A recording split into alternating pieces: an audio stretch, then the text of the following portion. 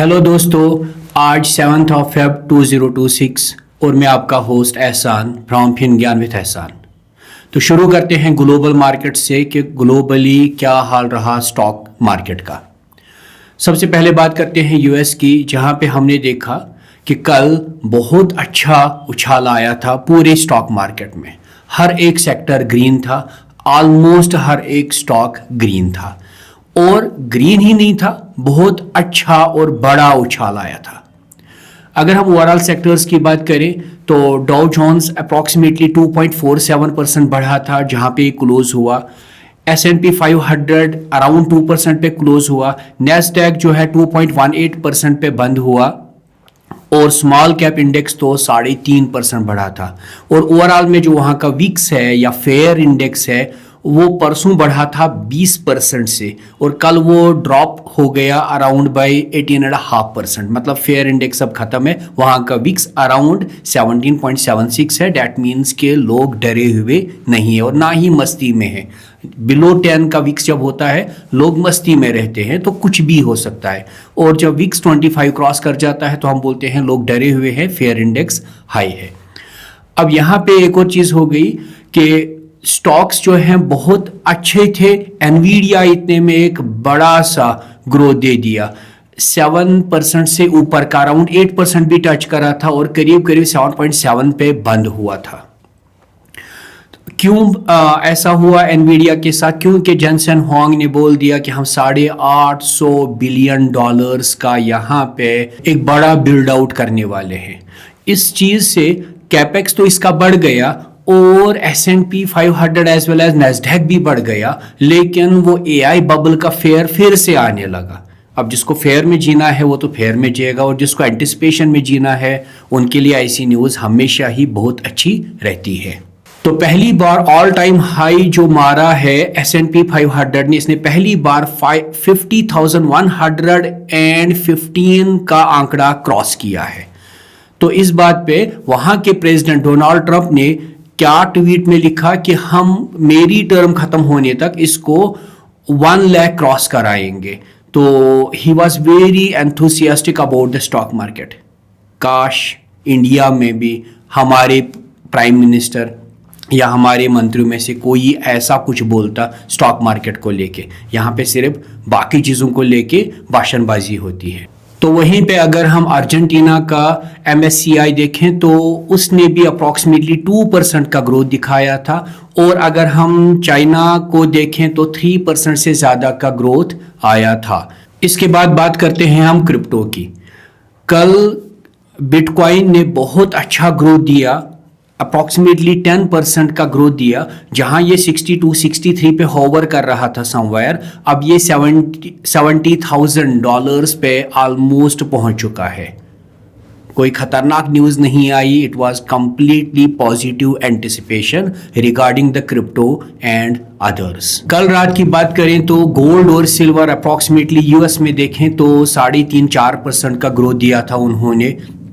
इसका मतलब अगर माहौल यही रहा और कोई चेंज नहीं आई तो मंडे को हमें भी गोल्ड और सिल्वर का ओवरऑल ग्रोथ देखने को मिलेगा। अगर हम बात करें तो चाइना ने जनवरी 2026 में अप्रॉक्सीमेटली 40,000 ट्रॉय आउंस गोल्ड खरीदा है टोटल। वो होता है अप्रॉक्सीमेटली 1134 kg ऑफ गोल्ड जो उन्होंने सिर्फ जनवरी में खरीदा है। चाइना जो है it is on A स्प्री of buying the gold.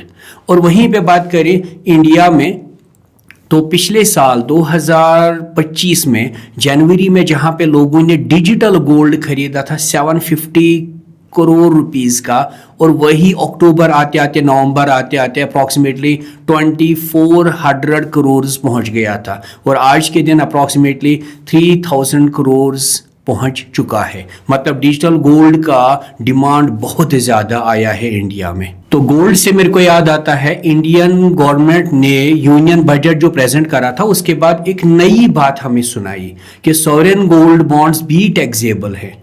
जब ये 4-5 साल पहले लाए थे sovereign gold bonds government of India, तो इन्होंने बोला था कि आप हमसे सोना खरीदो, आप सॉवरेन गोल्ड बॉन्ड्स खरीदो। सॉवरेन मतलब सॉवरेनिटी ऑफ इंडिया।